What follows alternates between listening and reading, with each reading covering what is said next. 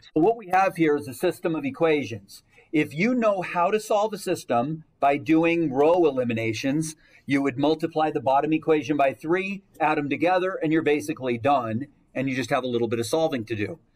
But if you don't know how to do that, it doesn't matter because they give you some x's here to try.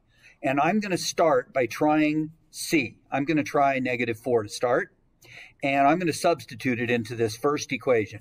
So I'm going to put -3 times x minus 4y is equal to 20. Everybody should be putting this on their paper. It's a little behind me there. There we go. Now I'm going to put -4 in and try it. And in fact, I like to color code these sometimes. And what I'm going to do is I want to see if -4 will make this first equation true. Put that down and start writing this down. This is 12 minus 4y is equal to 20. Solve this for y and see what you get.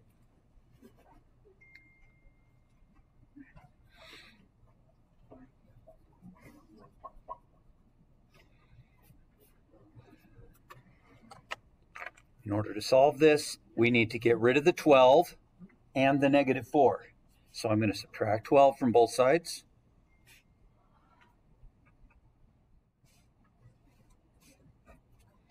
And I get -4y is equal to 8.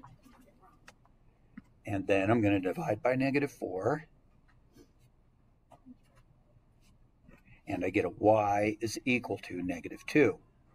Now, I don't know if this is correct or not. The only way to test it is to check it in the second equation and see if it makes it true. So I'm going to take this x value, which is -4, and y is -2, and I'm going to test it in this second equation. So I'm going to put x minus 10 times y is equal to 16. And if it's true, I'm done. If it's not true, I've eliminated one of the answers and I have to try something else. Obviously, you don't want to do it this way most of the time.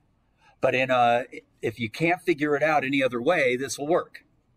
So I'm going to put -4 in for x, and I'm going to put -2 in for y, and surprise, surprise, surprise, -4 plus 20 is 16, and my first try worked. I got lucky and found C, and it happens to be the right answer. I didn't know whether it would be or not, but I tried the smallest one first, and it worked out. This generally won't work out for you. Normally, that would just eliminate an answer, and I'd have to try something else. Of course, that's not the best way to do this problem. The best way to do this is to multiply this bottom equation by 3 and use elimination. And what I'm going to recommend is that you guys try that yourself and make sure that this is actually correct. So I'm going to put my work up here. I'm going to keep the first one the same, -3x minus 4y is equal to 20. And then this one, I'm going to multiply this whole equation by 3. That's 3x minus 30y. And 3 times 16 is 48.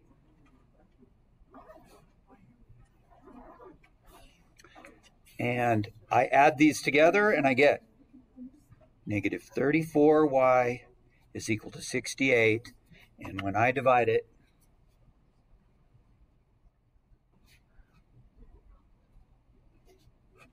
y is equal to -2. And sure enough, I know that basically I would have thought that this was almost for sure right. Now I'm absolutely certain it's correct. So I'm going to put a star for this one now. Obviously, this is one of the harder problems. The nice thing is that it's just pure arithmetic and algebra. So nothing that difficult. Don't have to do a lot of interpreting.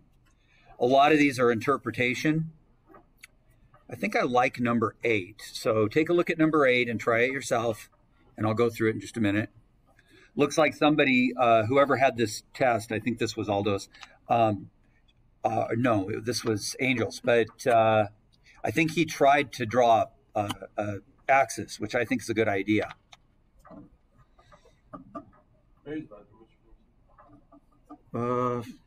Yeah, go ahead.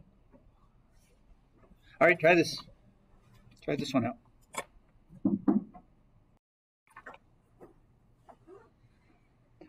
So I graphed the 4 points, A, B, C, and D on an axis.